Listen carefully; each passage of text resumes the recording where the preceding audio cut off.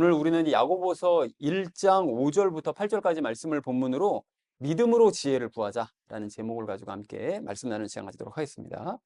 자, 우리가 그 지난주에 야고보서를 처음으로 시작을 하면서 이제 고난의 상황 하에 고난 중에 우리가 인내해야 된다. 그러면서 혼의 구원을 이루어야 된다라는 말씀을 우리 함께 나눴었죠. 그래서 관련된 세 가지 말씀을 나눴는데 첫 번째 나눴던 말씀이 무엇이었습니까?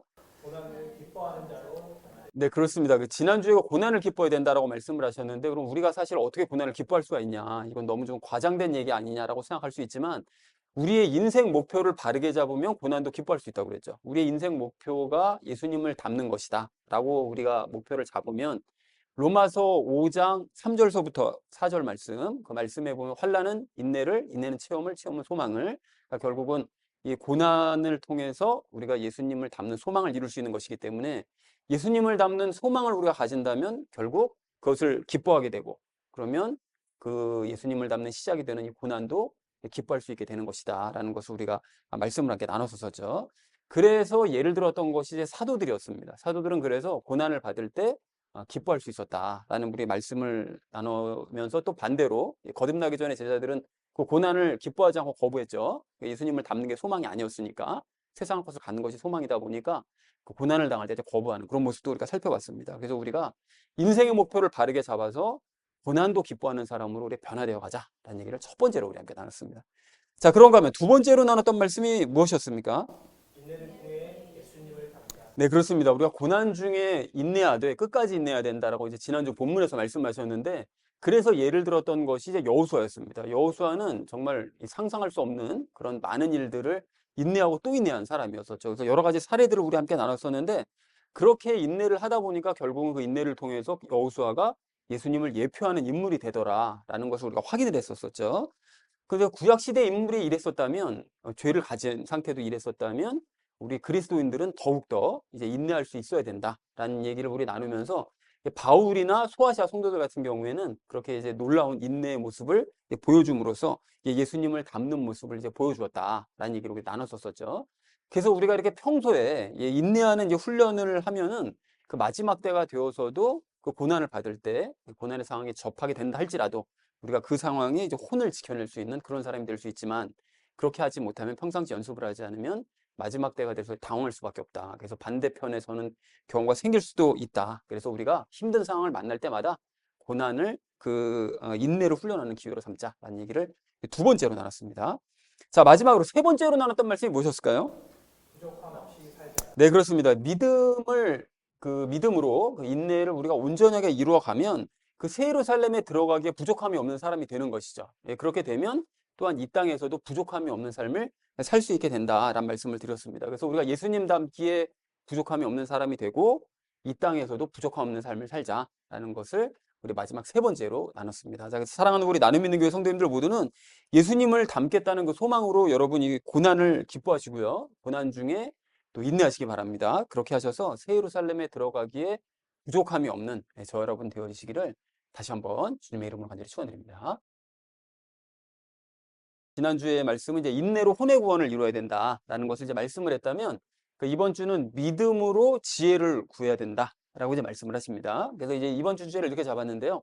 믿음으로 지혜를 구하자라는 것을 주제로 각절 말씀 나누도록 하겠습니다. 먼저 5절 말씀 함께 읽도록 하겠습니다. 너희 중에 어떤 사람이 지혜가 부족하거든 모든 사람에게 너그러이 주시고 꾸짖지 아니하시는 하나님께 구하라. 그러하면 그것을 그에게 주시리라 라고 말씀합니다. 자, 여러분, 그 지혜가 부족하거든이라고 지금 그 야고보가 얘기를 하는데요. 그 고난을 인내해야 될 때 지혜가 부족하거든, 그 뜻입니다. 그러니까 지난주에 왜 고난의 상황 중에 인내해야 된다라고 이제 말씀을 했는데, 갑자기 왜 지혜를 얘기를 왜 하냐? 이게 그러니까 고난을 인내해야 되는 이런 상황 중에 우리가 막 자기 힘으로 막 인내하려고 할 수 있잖아요. 그러니까 그럴 때 이제 지혜를 구하라는 거예요. 그래서 지혜가 그때 부족하거든 이제 하나님께 그 지혜를 구해야 된다라고 말씀하는 것이죠. 그래서 하나님께 구하라 그리하면 그것을 주시리라 말씀하시는데, 하나님께서는 지혜를 구하는 사람을 꾸짖지 않으시고요. 그리고 너그러운 마음으로 주신다는 거예요. 구하면 주신다는 거죠. 자, 그래서 5절 말씀을 정리할 수 있겠는데요. 너희 중에 어떤 사람이 지혜가 부족하다면 모든 사람에게 너그러이 주시고 꾸짖지 아니하시는 하나님께 구하라. 그러면 그에게 지혜를 주실 것이다 라는 것이 이제 5절의 의미가 되겠습니다. 자, 이어진 6절 말씀 함께 읽도록 하겠습니다. 그러나 그는 믿음으로 구하고 조금도 흔들리지 말지니라. 흔들리는 자는 마치 바람에 밀려 요동하는 바닷물결 같나니 라고 말씀합니다. 자, 그러나라고 얘기하시잖아요. 그러니까 앞에서 말씀하셨던 것처럼 하나님께서는 지혜를 구하면 주시는데 너그러이 주시지만 이라는 거죠. 그래서 하나님께서는 지혜를 주시려고 하시지만 그러나 우리 편에서 주의할 점이 있다는 거예요. 이제 무엇을 주의해야 되느냐? 믿음으로 구하고 흔들리지 말라는 거죠. 그러니까 그 지혜를 구할 때 우리가 조금도 의심하지 말고 지혜를 주실 것을 믿어야 된다는 거예요. 그 우리가 요즘 요거 마가복음 11장 23절 많이 인용을 했죠. 그러니까 마음속으로 의심하지 아니하고 자기가 말하는 그것들이 이루어질 줄을 믿으면 그가 무엇을 말하든지 다 받으리라 말씀하시잖아요.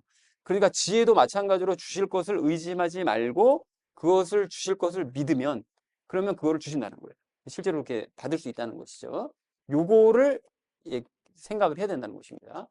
자, 그래서 6절을 이렇게 정리할 수가 있겠는데요. 지혜를 구하는 사람은 조금도 흔들리지 말고 믿음으로 구하라. 믿음이 흔들리는 자는 바람에 밀려서 요동치는 바다 물결 같다. 그러니까 막 정신이 없다는 거죠. 그러니까 안정이 안 돼 있는 상태다라고 이제 얘기를 하고 있습니다. 자, 이어진 7절 말씀 함께 읽도록 하겠습니다. 그 사람은 자기가 무엇을 주께 받을 줄로 생각하지 말라라고 말씀합니다. 그러니까 믿음이 흔들리는 상태로 구하는 사람이에요. 자꾸 의심이 들어요.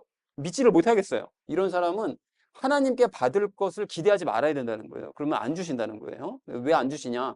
이것에 대해서는 잠시 후에 제가 적용 시간에 말씀을 드리도록 하겠습니다. 자, 그래서 7절을 이렇게 정리할 수 있겠는데요. 믿음이 흔들리는 사람은 하나님께 받을 것이라고 기대하지를 말아라 라는 것이 7절의 의미가 되겠습니다. 좀 야고보서 말씀이 좀 직설적이죠. 좀 그런 게 많습니다. 이제 5장까지.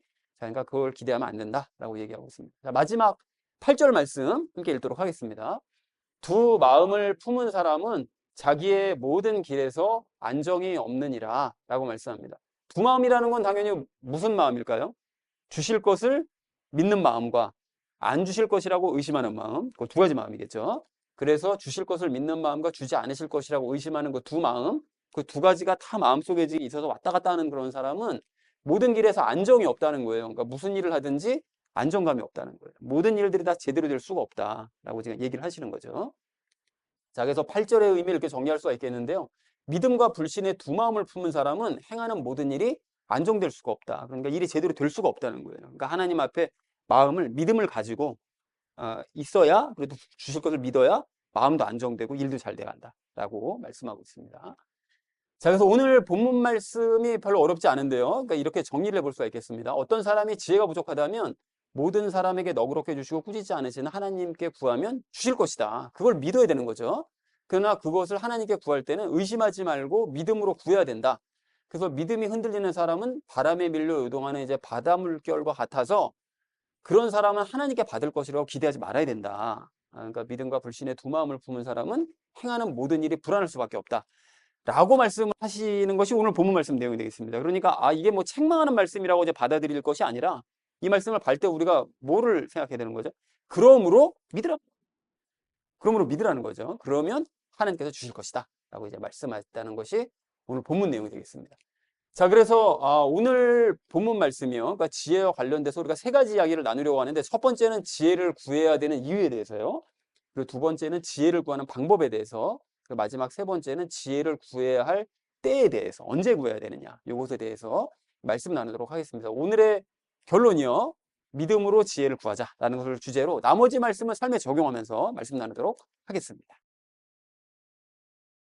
믿음으로 지혜를 구해야 될 우리가 오늘 첫 번째로 함께 나눌 말씀은 지혜를 구해야 하는 이유를 알자는 것입니다. 왜 지혜를 구해야 되냐는 거예요.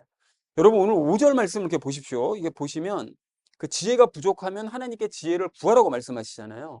자, 그런데 아까도 잠깐 말씀드렸지만 지난주에 고난과 그 인내에 대해 말하던 야고보가 왜 갑자기 지혜에 대해 얘기를 하느냐. 이게 왜 그랬는가 하면 지난주에 그 고난을 당하면 인내를 해야 된다고 그랬는데 그 인내를 해야 될 때 순간순간 어떻게 인내를 해야 되느냐. 이게 상황이 다 틀리니까요.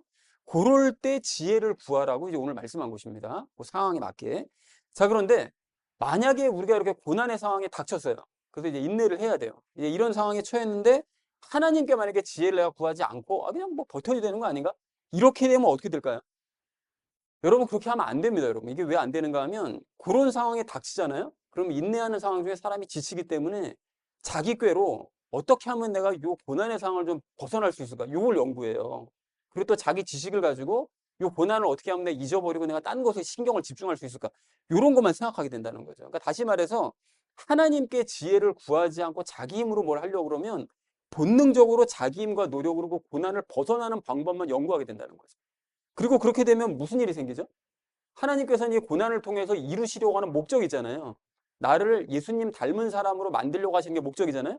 근데 자꾸 그렇게 하나님께 지혜를 안구하고 자기 힘과 노력으로 요 고난의 상을 벗어나려고 하다 보면 예수님을 닮고자 하려고 하는 그 목적을 이루지 못하게 되겠죠. 그럼 하나님의 계획이 이제 틀어지게 되는 거예요. 그렇게 되면 하나님께서 그를 내버려 두시느냐? 아니죠. 그러한 나의 힘과 노력을 실패하게 만드세요. 그러다 보면 고난의 기간은 더 길어지겠죠. 그렇기 때문에 우리가 그렇게 되지 않기 위해서라도 이 고난의 상황에 처하게 되면 반드시 하나님께 이제 지혜를 구해야 된다는 것입니다. 자, 그런 의미에서 여러분 이에 대한 적절한 예를 우리가 이제 다윗을 통해서 찾아볼 수가 있는데, 여러분 다윗에 대한 이야기를 너무나 잘 아시는 것처럼 다윗이 이제 사울에게 막 쫓겨다니잖아요. 근데 그렇게 쫓겨다닐 때 처음에 이제 다윗은 하나님만 의지하면서 하나님께 지혜를 구하면서 그 상황을 잘 모면해 나갑니다. 그러면서 때로는 여러분 아시잖아요. 그 사울에게 뭐 가까이 일부러 막 그 진영 안으로 들어가서 물병하고 창도 뺏어갖고 이런 일을 막 하잖아요. 그거 왜 그랬겠어요? 그러니까 하나님께서 시키시는데 그 지혜에 따라서 못 쫓아오도록 그 지혜에 따라서 상황에 맞게 행동을 한 거예요. 다윗이 잘했습니다. 잘했는데, 그런데 지난주 4절 말씀처럼 그 인내를 하려면 끝까지 인내라고 말씀하시잖아요. 근데 그렇게 했었어야 되는데 이게 다윗이 너무 쫓겨다니고 그러다 보니까 지친 거예요. 그래가지고 이제 흔들렸습니다. 그래서 사울이 더 이상 쫓아오지 못하게 하려고 블레셋으로 아예 도망을 쳐버린 거예요. 그래서 그때의 상황을 사무엘상 27장 1절에서 이렇게 말씀하십니다. 다윗이 자기 마음속으로 이르되 이제 내가 언젠가는 사울의 손에 멸망하리니, 이게 믿음이 흔들린 거예요. 이제 죽을 거라고 생각한 거죠. 내가 블레셋 사람들의 땅으로 빨리 도피하는 것보다 더 좋은 것이 내게 없도다. 사울이 이스라엘 온 지경에서 나를 더 찾다가 나로 인해 절망하리니 내가 이와 같이 그의 손에서 도피하리라. 이렇게 하는 거예요. 그러니까 자기를 쫓아내는 600명 부하들과 함께 블레셋으로 망명을 가겠다라고 이제 생각을 한 거예요. 이게 하나님께서 주신 지혜가 아니죠. 자기 꾀로 이제 생각을 한 거예요.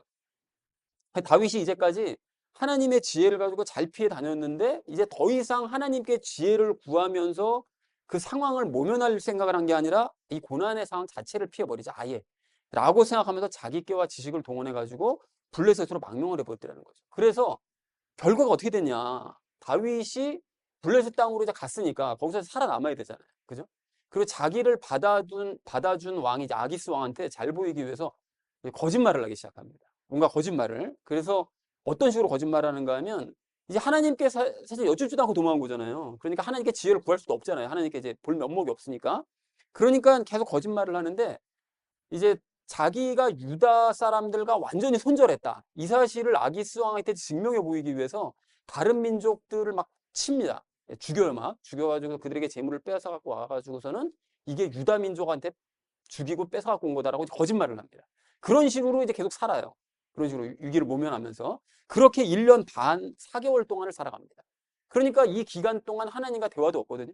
그러니까 하나님과 관계도 완전히 끊어져 버린 거예요. 그러니까 거짓말을 그렇게 해대니 이게 뭐 하나님과 관계가 좋을 수가 없는 거잖아요. 그런 상태에서 거짓된 삶을 계속 살아가는 거죠. 이제 그러다가 이제 한 사건이 벌어지는데 블레셋이 이제 5개 그 부족의 연합체였거든요. 근데 5개 부족의 그 연합체가 왕들이 모두 모여서 이스라엘을 이번에 아주 그냥 작사를 내놓자라고 이제 결심을 하고 전쟁을 벌이기로 이제 마음을 먹습니다. 그래서 이제 사울하고 이제 전쟁을 치르기로 해요. 이제 그러다 보니까 그 5개 연합체 중에 하나였던 그 아기스 왕도 이 기회라고 생각한 거예요. 그래서 이 기회에 우리도 전쟁 당연히 참전하죠. 그러면서 다윗을 기대하는 거예요. 다윗이 유대 사람들과는 완전히 결별을 했고 또 싸움도 잘하니까 얘가 이번에 아주 엄청난 활약을 할 거다라고 기대를 하고 같이 다윗을 데리고 다윗을 포함한 600명 데리고 이제 전쟁터에 이제 이렇게 나갑니다. 나가가지고 이제 막 자랑질한 거예요. 얘가 이제 싸움 엄청 잘할 거야. 이제 끝내줄 거야. 이렇게 했는데 그 나머지 네 왕들이 막 노발대발 화를 내는 거예요. 아니 이 다윗 이 인간이 누구냐는 거예요. 옛날에 골리앗 죽인 인간인데 이게 전쟁이 벌어지게 돼가지고 하게 되면 상황이 어떻게 변할지도 모르는데 이 인간 뒤로 돌아가지고 우리 공격할 놈이다 이거 냅두면 안 된다 이게 쫓아내야 된다 막 너벌대벌 화를 내는 거예요. 그러니까 아기스가 그거 아니라고 얘 싸움 잘할 거라고 막 이러면서 설득을 하는데 설득이 먹히질 않습니다. 그래서 결국은 아기스가 어떻게 하죠? 다윗을 설득하죠. 그래서 야, 이번엔 이게 모든 다른 왕들이 들어주지 않으니까 그냥 너 싸움 한 판 쉬어야 되겠다. 그냥 돌아가서 쉬어라. 라고 설득을 합니다. 그래서 다윗이 유대 민족과 싸우지 않고 오게 된 거예요. 이 모든 것이 누구의 덕분입니까? 하나님께서 계획하신 일인 거죠. 하나님께서 다윗이 유대 민족과 싸우지 않게 하시려고 이렇게 해 주신 거예요. 상황을 이제 만들어 주신 거죠. 그래서 다윗과 그를 따르는 600명이 싸우지 않고 안전하게 이제 룰루랄라 이제 돌아왔는데, 시글락이라는 자기네가 머물던 땅으로 돌아왔는데, 돌아오자마자 뜨악한 일이 벌어진 거잖아요. 와봤더니 온 마을이 다 불에 탄 거죠. 애들도 다 없어졌어요. 부인들도 다 없어졌습니다. 그러니까 사람이 아무도 없는 거예요. 재물들도 다 빼앗기고. 그러니까는 그 상황을 보고 너무 어처구니가 없으니까 좋은 줄 알고 왔더니만 이 어처구니 없는 상황이 벌어져서 다윗을 비롯한 이 부하들이 대성통곡을 합니다. 아주 기진할 때까지 울었다고 되어져 있어요. 그런데 그렇게 한참 울고 난 다음에 다윗의 부하들이 어떤 일을 벌이느냐, 그 반응이 황당하잖아요. 사무엘상 30장 6절에서 이렇게 말씀합니다. 온 백성이 각각 자기 아들 딸들로 인해 혼이교롭게 되어 다윗을 돌로 치자고 말하였으므로 그가 크게 고통을 당했으나, 이렇게 얘기해요. 그러니까 아내와 자식들 빼앗긴 이 모든 상황이 이 다윗 이놈 때문이라는 거예요. 이놈이 블레셋으로 왔기 때문에 우리가 이 사람 따라왔다가 이 봉변을 당했다는 거예요. 그러니까 이게 참 인간들이 참 이게 막 들쭉날쭉하는 인간들 아닙니까? 그동안에 정이 있고 이런 게 없어요. 그냥 이 죽일 놈이면 죽여야 된다는 거예요. 돌로 쳐가지고. 그러니까 여러분, 이 상황을 통해서 우리가 무엇을 깨달을 수 있는가 하면, 어려움을 당할 때 끝까지 인내하면서 순간순간 하나님께 지혜를 구하지 않잖아요? 그럼 언제든지 다윗처럼 자기 꾀로 이 상황을 모면할 그런 생각을 하게 될 수밖에 없고, 그렇게 되면 오랜 시간 동안 다윗처럼 하나님과의 관계는 끊어지고 사람들에게도 언젠가 봉변을 당하고 배신당한다. 이렇게 될 수밖에 없다는 사실을 알 수 있다는 거예요. 자, 그렇다면 우리가 스스로를 돌아보자는 거죠. 여러분, 나는 고난의 상황을 처하게 될 때, 인생 중에 뭐 여러 번 당하게 되잖아요. 그렇게 상황 중에 내 깨와 내 지식만 믿고서 그 상황을 내가 혼자서 어떻게 벗어나 보려고, 한번 해결해 보려고 행하지는 않았었는지, 그래서 하나님과의 관계도 끊긴 채 1년 몇 개월 또는 10년 몇 개월을 돌아가고 있는 것은 아닌지, 그래서 사람들에게 배신당하고 봉변당하는 그런 삶을 혹시 살아가고 있는 것은 아닌지를 우리가 돌아보자는 것입니다. 만약에 내가 그런 것 같아요. 내 인생을 돌아보니까. 그렇다면 어떻게 해야 되는 거죠? 지금이 기회입니다. 지금이. 바로 그걸 깨달은 바로 그 순간이 기회인 거거든요. 그래서 지금 이 시간 내 깨와 지식만 믿으며 살아왔던 삶을 여러분 반성하시면 되고요. 이제 겸손하게 매 순간 하나님의 지혜를 구하며 살겠습니다. 라고 하나님께 고백하면 된다는 것입니다. 그래서 사랑하는 우리 나눔 믿는 교회 성도님들 모두는 고난의 때를 맞닥뜨리실 때 그때마다 상황이 다를 수 있으므로 우리가 뭐 다 알 수가 없잖아요. 그렇게 되기 때문에 그 상황에 맞는 지혜, 인내할 수 있는 지혜를 꼭 반드시 하나님께 구하시기 바랍니다. 그렇게 하셔서 끝까지 고난을 견뎌내시고 그래서 예수님을 닮으시는 저와 여러분 되시기를 주님의 이름으로 간절히 축원을 드립니다. 믿음으로 지혜를 구해야 될 우리가 오늘 두 번째로 함께 나눌 말씀은 지혜를 구하는 방법을 알자는 것입니다. 여러분, 오늘 그 이사야서 11장 2절을 보면 이렇게 말씀하십니다. 주의 영, 곧 지혜와 명철의 영이요 계략과 능력의 영이요 지식과 주의 두려움의 영께서, 이렇게 말씀하시거든요. 성령님 소개를 할 때. 그러니까 성령님께서는 가장 뛰어난 지혜와 명철을 가지고 계시고 계략과 능력을 가지고 계시며 지식의 영이실 뿐만이 아니라 하나님을 경외하게 만드시는 영이다. 이렇게 이제 설명을 하고 있단 말입니다. 자, 그런데 이러한 성령님께서 내 안에 계시잖아요. 그죠? 그러면 나는 성령님의 놀라운 지혜와 지식을 가지고 있는 게 맞습니다. 그렇잖아요.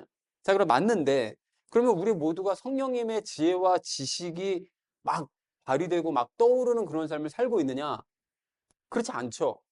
체험상 알잖아요. 뭐 지혜가 필요한데 왜 저절로 탁탁 안 나오지? 이게 지식이 뭔가 필요할 것 같은데, 아, 왜 이게 나는 머리가 이렇게 막 꽉 막힌 것 같은 게 잘 모르겠지? 막 이런 생각이 들잖아요. 이게 능력의 발휘 안 되는 거예요. 그럼 이상하지 않습니까? 이게 성령님께서는 분명히 내 안에 계시는 게 맞는데 왜 성령님의 지혜와 지식이 막 떠오르지는 않냐는 거예요. 이게 왜 그렇습니까, 여러분? 그게 나에게 떠오르려면, 그게 내 것이 되려면 한 가지 과정을 거쳐야 되는데, 그게 뭐냐면 하나님께 구하는 과정을 반드시 거쳐야 됩니다. 그게 곳간의 열쇠 같은 거예요. 열쇠를 열지 않고 그냥 바깥에서 안에 있는 게 나와라 그러면 나오는 게 아니잖아요. 열고 들어가야 나오는 거지. 마찬가지로 구해야 나옵니다. 구해야. 자, 그런 의미에서 여러분 우리가 하나님과의 관계에서 꼭 알아야 될 중요한 이제 영적인 원리가 있는데 그게 뭐냐면 하나님께서는 우리가 생각하거나 원한다고 해서 능력을 막 주시는 게 아니에요. 그리고 또 우리가 그냥 가만히 있는데 갑자기 하나님의 능력이 갑자기 톡톡 나타나거나 이러지도 않습니다. 예수님을 생각해 보시면 알 수 있는데 예수님이 항상 그 능력을 이렇게 엄청나게 나타나셨잖아요. 근데 그때마다 항상 구하시잖아요. 하나님께. 나사로 살리실 때도 그냥 가만히 있는데 나사로가 저절로 튀어나오거나 이러지 않잖아요. 나사로야 나오라라고 먼저 하나님께 구하고 난 다음에 나오라 명령하실 때 나오잖아요. 항상 구하는 과정이 있단 말이죠. 자, 그래서 이렇게 반드시 우리가 구하는 과정을 거쳐야만 하나님께서는 우리에게 주시는데 그러면 왜 이런 번거로운 과정을 거치게 하시느냐? 여러분 이게 왜 그런지 이유를 잘 생각해 보십시오. 한번 가만히 생각해 보십시오. 우리가 하나님께 구한다는 그 말에는 그 안에는 무슨 의미가 내포되어 있는가 하면 우리가 하나님을 일단 인식한다는 의미가 내포되어 있습니다. 그렇죠? 우리가 뭔가 구하는 그 대상이 있어야 되는 거잖아요. 그러니까 인식한다는 그 의미가 내포되어 있는 거고 그리고 그 하나님께서 주실 것이라는 것을 믿고 인정한다는 그 의미가 그 안에 수어져 있는 거예요. 맞죠? 그러니까 그게 만약에 믿어지지 않으면 어떻게 구하겠어요? 믿으니까 구하는 거잖아요. 그죠? 그러니까 일말이라도 믿는 마음이 있으니까. 자, 그래서 다시 말해서 내가 하나님이라는 전능한 존재를 인식하기 때문에 내가 그분을 바라보면서 구하는 거가 되는 것이고요. 그리고 또 그분께서 내 말을 들어주실 것을 믿고 인정하기 때문에 그분께 구할 수 있는 거라는 것입니다. 자, 그러니까 하나님께서는 우리가 계속해서 그렇게 하나님을 인식하면서 하나님을 믿기를 바라시는 그 마음을 먼저 하나님께 드리면 하나님께서 그 마음을 받으시고 우리에게 주신다는 거예요. 그렇게 함으로써 서로 긴밀하게 친밀한 관계를 맺어가시기를 원하신다는 거죠. 그래서 구해야 주시는 거예요. 그래서 이런 마음을 가지고 그런데 하나님께 이제 구하잖아요. 그러면은 그럴 때마다 내가 하나님을 인식하면서 하나님께서 주실 것을 믿으면서나 구한다고 생각하면서 구하는데도 어쩔 때는 그게 탁탁 이렇게 나에게 오는 것 같지 않은 그런 느낌이 든단 말이죠. 이게 또 왜 그러는 거냐. 심지어 오늘 보면 5절 말씀을 보면 구하면 꾸짖지 않으시고 너그러이 주신다고까지 말씀하셨는데 왜 나는 구해도 받지 못할 때가 맞는 거 같지? 이런 생각이 들 때가 있단 말이에요. 그게 왜 그런 거냐. 그거에 대해서 오늘 6절서부터 8절에서 이유를 말씀하십니다. 그 이유가 뭐죠? 의심하면서 믿지 않기 때문에 안 주신다는 거예요. 의심하기 때문에 안 주신다는 거예요. 아니 좀 의심하더라도 주시면 안 됩니까? 라고 생각하시지만 안 됩니다. 안 주세요. 그렇게 의심하면. 여러분 왜 그러냐면 하나님께서는 일단 우리가 믿어야만 일을 하세요. 좀 전에 그 원리를 말씀드렸잖아요. 우리가 하나님을 인식하고 그분께서 주실 것을 믿는 그런 마음을 드려야 이게 주시는 건데 그런 마음도 안 드리고 빨리 주세요. 이렇게 하면 주시겠냐고요. 그러니까 나사렛 사람들이 예수님을 안 믿으니까 아무 일도 안 하시잖아요. 그죠? 그러니까 믿지 않으면 일단 안 주세요. 그리고 무엇보다 히브리서 11장 6절에서 나눴던 것처럼 하나님께서는 무엇을 가장 기뻐하신다고요? 믿음을 기뻐하신다고 그러셨죠? 믿어야 기뻐하신다고 그랬잖아요. 그걸 가장 기뻐하신다고. 그렇기 때문에 믿어야만 주신다는 거예요. 자, 그러므로 우리가 하나님께 구할 때 내가 구하는 걸 하나님께서 주실 수도 있고 안 주실 수도 있을 거야 라고 생각하면서 여러분 두 마음을 품으시면 오늘 7절에서 분명하게 말씀하시는 것처럼 우리는 하나님께 받을 생각을 아예 하지 말아야 됩니다. 그건 기대를 하지 마셔야 되는 거예요. 그런 의미에서 여러분 생각나는 구절이 있잖아요. 아까 전에도 인용했었고 지난주에도 말씀드렸고 지난주에도 말씀드렸던 그 마가복음 11장 23, 24절을 여러분 아예 기억하시듯이 그냥 생각을 하셔야 되는데 제가 다시 한번 여러분 기억하시라고 읽어드립니다. 진실로 내가 너희에게 이르노니 누구든지 이 산에게 이르기를 옮겨져서 바다에 빠지라 하며 마음속으로 의심하지 아니하고 자기가 말하는 그것들이 이루어질 줄 믿으면 그가 무엇을 말하든지 다 받으리라. 그러므로 내가 너희에게 이르노니 너희가 기도할 때 무엇을 원하든지 너희가 그것들을 받는 줄로 믿으라. 그리하면 너희가 그것들을 받으리라. 라고 기도의 원리에 대해서 분명히 말씀하시더라는 거예요. 그렇다면 지혜를 구하는 것도 똑같은 거 아닙니까? 지혜를 내가 받기를 원합니다. 라고 먼저 마음을 가지고 그리고 이 지혜를 나에게 주실 것을 의심하지 않고 저는 믿겠습니다. 라고 믿으면 하나님께서 지혜를 주신다는 거예요. 이것이 지혜를 구하는 방법이라는 거예요. 두 번째 시간에 우리가 얘기하는 또 우리가 나눠야 될 그러니까 그게 받는 방법이라는 거예요. 그러니까 우리 모두 의심하지 말고 믿기 원합니다. 그래서 필요할 때 주시는 그 지혜를 얻고 그 지혜를 잘 활용하자는 거예요. 자, 그래서 여러분 그런 의미에서 도움을 좀 더 드리기 위해서 제가 로마서 6장 7절 말씀을 또 이제 인용을 해드릴 건데, 죽은 자는 죄로부터 해방되었느니라 이렇게 말씀하시잖아요. 그러니까 우리는 예수님과 함께 죽었을 때 우리의 영에 붙어있던 죄와 분리가 됐다는 거예요. 그러니까 죄로부터, 그러니까 즉 불신으로부터 해방이 됐다는 거죠. 그러니까 이제 불신으로부터 해방됐다는 얘기는 더 이상 불신이 우리의 발목을 잡지 않으니까 믿고자 하면 믿을 수 있는 상태가 되었다라는 것이죠. 그러니까 우리가 의지적으로라도 믿자는 거예요. 그러면 지혜를 얻을 수 있다는 것이죠. 여러분, 제가 적용 1에서 그 다윗을 예를 들었었잖아요. 근데 다윗을 예를 들었는데, 여러분 다윗의 입장에 대해서 한번 생각해 보십시오. 딱 시글락으로 돌아왔어요. 왔는데 아무도 없어요. 재물도 다 뺏겼어요. 뭐 집도 다 타버렸어요. 이게 얼마나 여러분 황당했겠어요. 그런데 더 황당한 건 뭡니까? 그렇게 모든 것이 다 없어진 것도 황당하지만 그들이 지금 어디로 뺏어간 애들이 어디로 방향을 모르잖아요. 어디로 가야 될지 모르잖아요. 그리고 심지어는 빼앗긴 이 아내와 자식들이 죽었는지 살았는지조차도 모르는 거잖아요. 그러니까 사람이 너무 막막하죠. 그런데 그때 이 다윗이 그렇게 너무 막막하니까 야, 내가 뭐라도 해야 되겠다 싶어가지고 막 미친 사람처럼 막 이리 뛰고 저리 뛰고 그냥 야, 이쪽으로 가보자. 없네. 저쪽으로 가보자. 하루 종일 그러고 헤매다녔느냐? 다윗이 그러지 않았어요. 그럼 어떻게 했습니까, 다윗이? 하나님을 기억하고 비로소 1년 4개월 만에 하나님을 기억하고 하나님께 지혜를 구합니다. 그래서 뭐라고 구했는가 봤더니 일단 제가 쫓아가야 됩니까? 말아야 됩니까? 그거부터 여쭤요. 그리고 제가 가면은 따라잡을 수는 있습니까? 이걸 여쭙니다. 그러니까 굉장히 구체적으로 또 자세하게 여쭙잖아요, 하나님께. 그리고 이제 답을 받는 거예요. 답을 받는데 여러분 여기서 한번 생각해 보시자고요. 다윗이 그렇게 이리 뛰고 저리 뛰고 자기 노력으로 뭔가를 해봐야 된다 막 해가지고 막 정신없이 찾아다니는 게 아니라 구체적이고도 자세하게 하나님께 여쭈었다는 그 말은 다른 말로 하면 하나님께서 자기가 지금 드리는 이 질문에 대해서 답해 주실 것을 믿었다는 뜻 아닙니까? 그렇잖아요. 믿었으니까 여쭤본 거잖아요. 그 막막한 상황 중에 하나님만 의지할 수 없다. 여러분께 바로 그거라는 거예요. 다윗은 상황은 막연했지만 자신이 어떻게 행해야 될지에 대한 지혜를 하나님께서 주실 것을 의심하지 않고 믿었던 거예요. 믿었던 거예요. 그러니까 하나님과 1년 4개월 동안 관계가 지금 끊어진 상태였었잖아요. 그렇지만 그럼에도 불구하고 하나님은 좋으신 분이시기 때문에 나를 꾸짖지 아니하시고 너그러이 주시는 아까 전에 야고보서 말씀 4절 말씀 그렇게 5절 말씀 너그러이 주시고 꾸짖지 않으시고 나에게 지혜를 주실 것을 믿었던 거예요, 다윗은.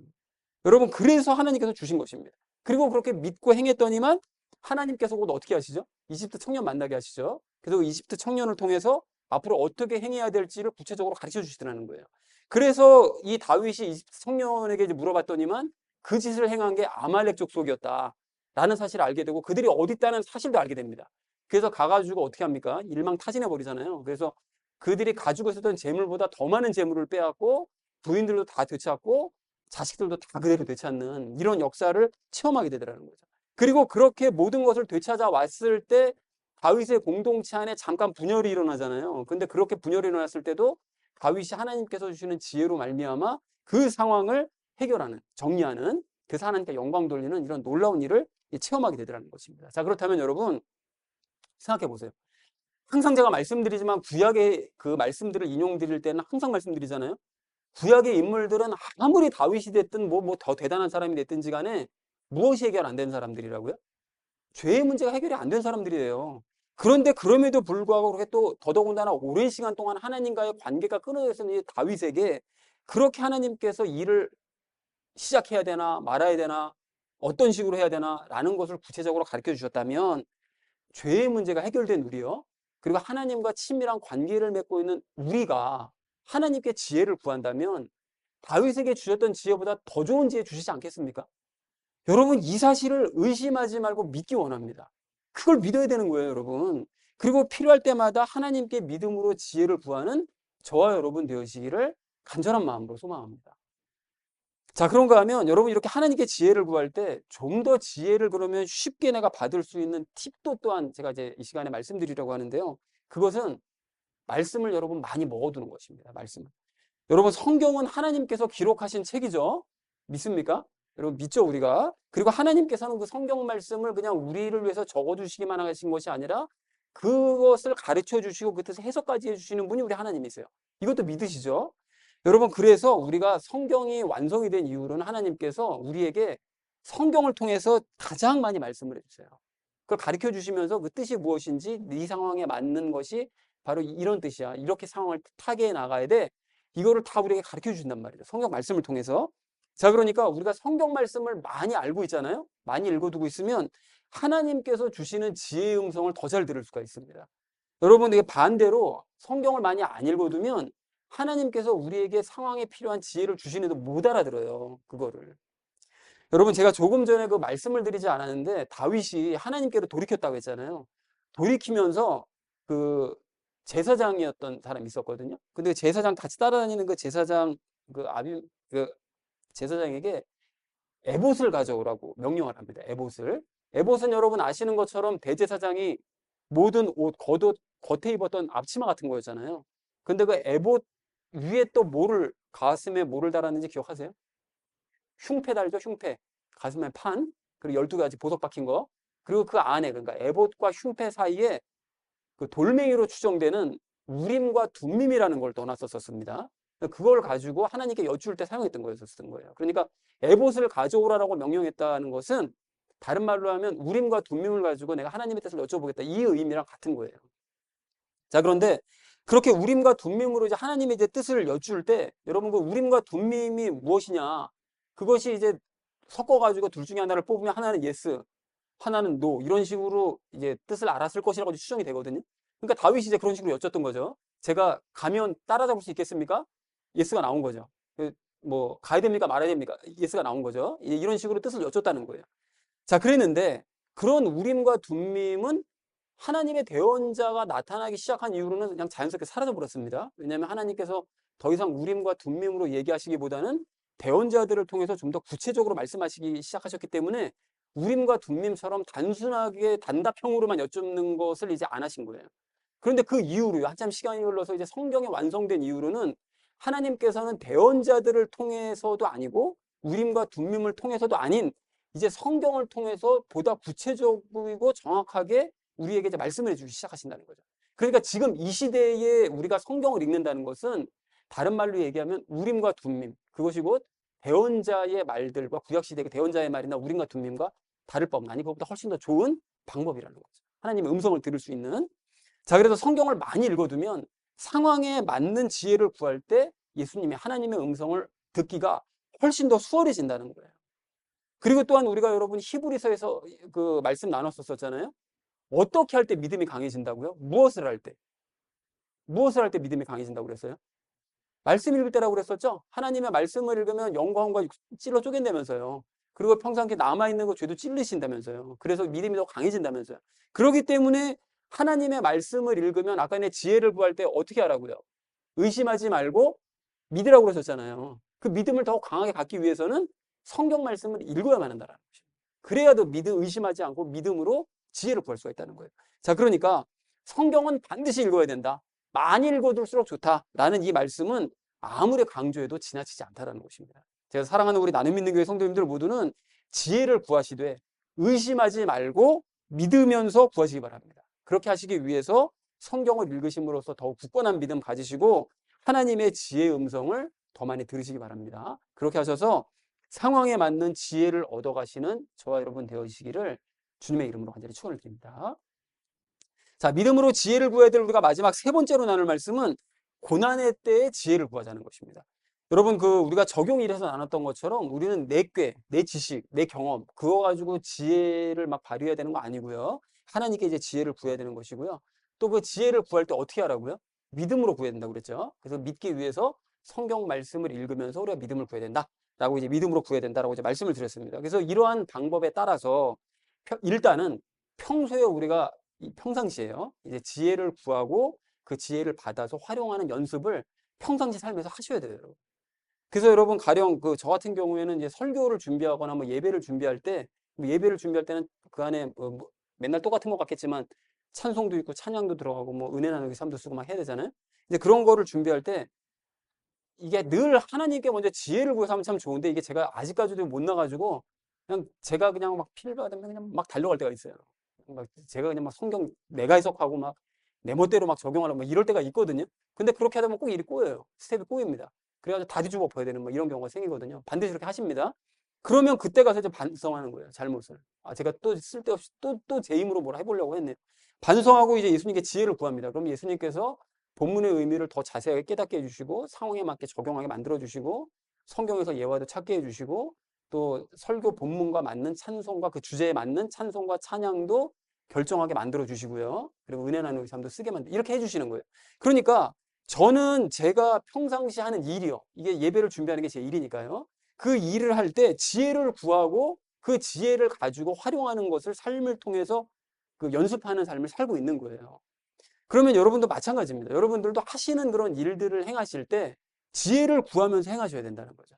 나는 뭐 일을 뭐 오래 해왔기 때문에 굳이 지혜를 구하지 않아도 뭐 일을 잘할 수 있어 라고 생각하실 수 있는데 여러분 본인의 힘과 지혜와 능력을 여러분 의지하시면 언젠가는 여러분 그 일이 어긋날 수밖에 없습니다.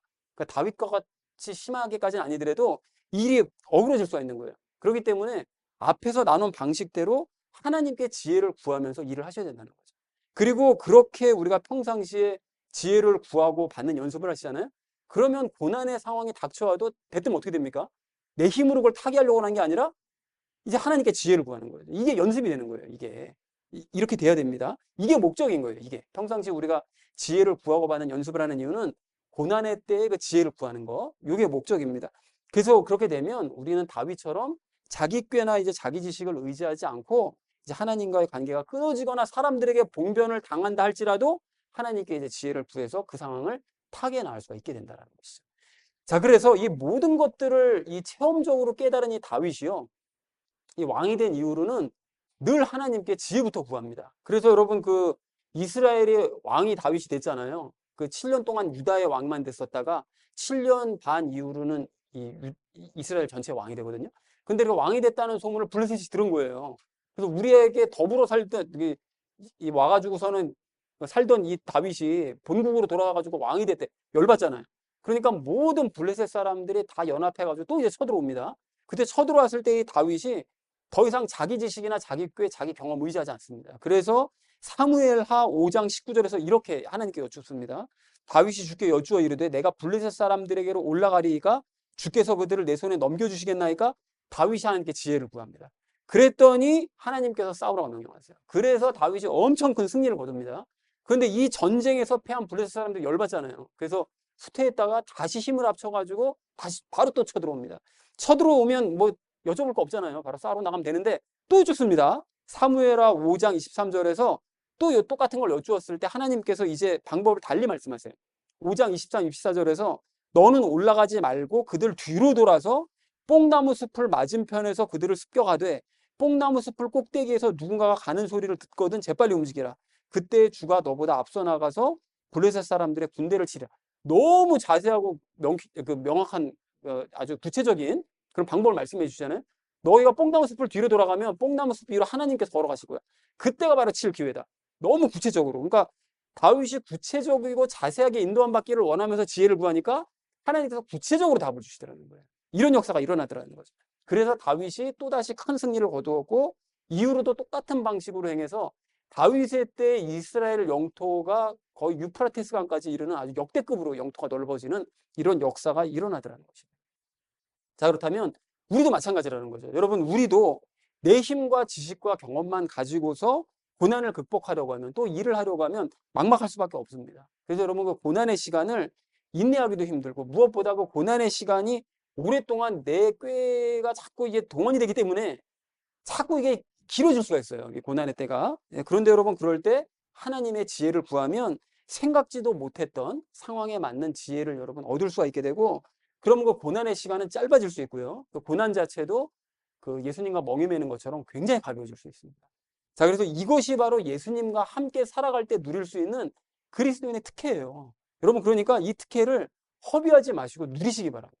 그래서 사랑하는 우리 나눔 있는 교회 성도님들 모두는 하루하루의 삶을 여러분 무미건조하게 그냥 보내지 마시고요. 하나님께 순간순간 지혜를 구하시기 바랍니다. 그걸 아예 습관으로 들이시기 바랍니다. 그래서 그 지혜 받으시고 그 지혜를 잘 활용하세요. 그래서 고난의 때가 닥칠지라도 연습한 대로 여러분 그 지혜를 또 구하셔서 그래서 쉽게 인내하면서 극복하시고 다윗처럼 하나님의 왕국을 확장하는 기회로 삼으시는 우리 모두가 되기를 소망합니다. 그렇게 하셔서 결과적으로 예수님 닮고 그로 인해서 기쁨을 누리시는 저와 여러분 되시기를 주님의 이름으로 간절히 축원을 드립니다. 믿음으로 지혜를 구하자라는 것을 이제 주제로 이제 말씀을 나눴는데, 그 첫 번째 나눴던 말씀이 이 지혜를 구해야 되는 이유를 알자고 그랬었죠. 자, 그래서 야고보는 왜 갑자기 지혜를 구하라고 그랬을까요? 무슨 이유로? 지난주 인내 얘기하다가 왜 갑자기 지혜 얘기합니까?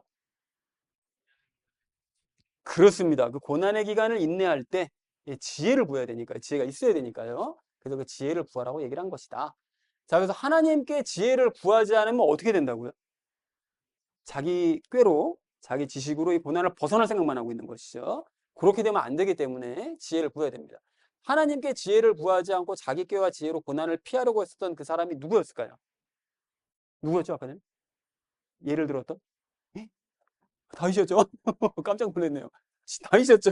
우리 계속 얘기했던 적용 3번 내내. 자, 다윗과는 다르게 하나님께 지혜를 구하는 우리가 되자라는 걸 첫 번째로 나눴습니다. 자, 우리 두 번째로 함께 나눴던 그 말씀이 무엇이었습니까? 이 지혜를 구하는 방법을 알자고 그랬죠. 자, 지혜의 영이신 성령님께서 우리 안에 계시는데 우리는 왜 지혜가 막 샘솟지 않는 거죠? 구하지 않아서 그렇습니다. 구해야만 샘솟는 거예요. 그러니까 구해야 된다. 자, 그래서 우리가 구해야 주시는 이유는 구하는 행위 안에 하나님의 존재를 우리가 어떻게 하고요? 하나님의 존재를 먼저 인식하고, 그죠? 인식하고 하나님께서 주실 것을 알고 믿고 인정한다는 의미가 숨어 있는 거죠. 그러니까 하나님께서 그걸 바라시는 거예요. 나를 믿어라. 나를 인식해라. 나를 바라봐. 이거 누가 한 얘기 같은데 나를 바라봐 이거잖아요. 그러니까 그렇게 해야만 주시는 거예요. 그 의미가 숨어 있는 거죠. 자, 그래서 구함에도 불구하고 그런데 그렇게 구했는데 그럼에도 불구하고 받지 못할 때가 있죠. 그건 왜 그렇습니까? 그죠? 의심하면서 믿지 않기 때문에, 자꾸 의심을 하기 때문에 이제 받지 못하는 것이죠. 자, 그래서 우리가 의심하지 않고 믿을 수 있는 이유가 있습니다. 그리스도에는. 왜요? 우리는 어떤 존재이기 때문에, 어떤 상황이 됐기 때문에, 죄가 우리로부터 로마서 말씀 분리가 됐기 때문에, 그래서 죄로부터 우리가 아까는 어떻게 됐다고 그랬어요? 해방됐다고 그랬죠? 분리가 됐다고 얘기했죠. 그러니까 우리가 불신으로부터 해방됐기 때문에 믿을 수 있게 됐다는 거예요. 그러니까 믿을래 믿을 수 있다. 그러니까 믿음으로 구해야 된다라는 것이죠. 자, 그래서 다윗이 막연한 상황 중에도 하나님께 지혜를 구할 수 있었던 이유가 뭡니까? 단 하나의 이유. 그렇게 하나님과 관계가 끊어졌었어요. 또 하나님과 멀어졌었고 막연해요, 상황이. 그럼에도 불구하고 하나님께 지혜를 구할 수 있었던 것은 딱 한 가지, 이걸 가지고 있었던 거죠. 뭐를요? 믿음 가지고 있었던 거죠. 믿음을. 그럼에도 불구하고 하나님은 꾸짖지 아니하시고 너그러이 주실 거다. 이걸 믿은 거죠. 그래서 구할 수 있었던 겁니다. 자, 하나님께서 다윗보다 우리에게 더 잘 응답해 주실 수 있는 이유가 뭡니까? 우리는 뭐가 해결된 사람들이기 때문에, 죄의 문제가 해결된 사람이기 때문에, 죄의 문제를 그냥 가지고 있던 다윗에게도 이렇게 응답을 해주셨다면 우리는 더 응답해 주신다. 그래서 지혜를 좀 더 쉽게 받기 위해서 우리가 또 해야 될 일이 있다고 그랬죠. 뭡니까? 말씀을 먹어야 됩니다. 성경 말씀을 먹어야 됩니다. 아무리 강조해도 지나치지 않죠. 말씀을 읽을 때 지혜를 쉽게 받을 수 있는 두 가지 이유. 첫 번째는 성경 말씀을 읽으면 하나님의 음성을 어떻게 할 수 있다? 더 쉽게 들을 수 있다. 왜냐하면 하나님께서 이제는 무엇으로 말씀하시니까? 성경 말씀을 가지고 말씀하시니까 말씀을 읽어야 우리가 더 쉽게 들을 수 있다. 또 한 가지 이유요. 의심하지 말고 믿어야 되는데 성경 말씀을 읽으면 믿음이 더 강해지니까, 그러니까 더 지혜를 쉽게 받을 수 있다. 이게 말씀을 읽는 건 정말 보조 수단이자 주요 수단이다 라고 우리가 확인할 수가 있습니다. 자, 그래서 성경을 읽으면서 믿음으로 지혜를 구하자라는 것을 우리 두 번째로 나눴습니다. 자, 마지막 우리 세 번째로 나눴던 말씀이 고난의 때에 지혜를 구하자고 했었죠. 자신이 하는 일에 대해서 지혜를 구하는 훈련을 해야 되는 이유는, 평상시에 이게 훈련을 해야 되는 이유는 이 순간을 위해서입니다. 어느 순간이요? 고난의 때를 위해서. 바로 그때도 바로 하나님께 지혜를 구하기 위해서 평상시에 우리가 훈련을 해야 된다. 자, 이 모든 일을 경험한 이 사람은 하나님께 구체적인 지혜를 구함으로써 구체적인 답을 얻었습니다. 이 사람이 누구라고요? 다윗이었죠. 아까 전에 다윗이 구체적으로 여쭤서 뽕나무 숲을 뒤로 돌아가라, 위에 걸으면 된다, 뭐 이렇게 구체적으로. 이런 게 우리에게도 가능합니다. 성경 말씀을 통해서 우리에게 지혜를 주세요. 자, 그렇게 가능하다. 자, 그래서 지혜를 구함으로써 고난을 쉽게 인내하고 짧은 시간 안에 고난을 벗어나는 우리가 되자라는 것을 마지막 세 번째로 우리 함께 나눴습니다. 자, 그래서 사랑하는 우리 나눔 있는 교회 성도님들 모두는 왜 하나님께 지혜를 구해야 되는지 여러분 그 이유를 아시고요. 고난의 때 여러분 성경을 읽으면서 여러분 지혜를 구하시되 의심하지 말고 믿음으로 구하시기 바랍니다. 여러분 그렇게 하셔서 고난의 때를 잘 인내하면서 속히 극복하시는 저와 여러분 되시기를 주님의 이름으로 간절히 축원드립니다.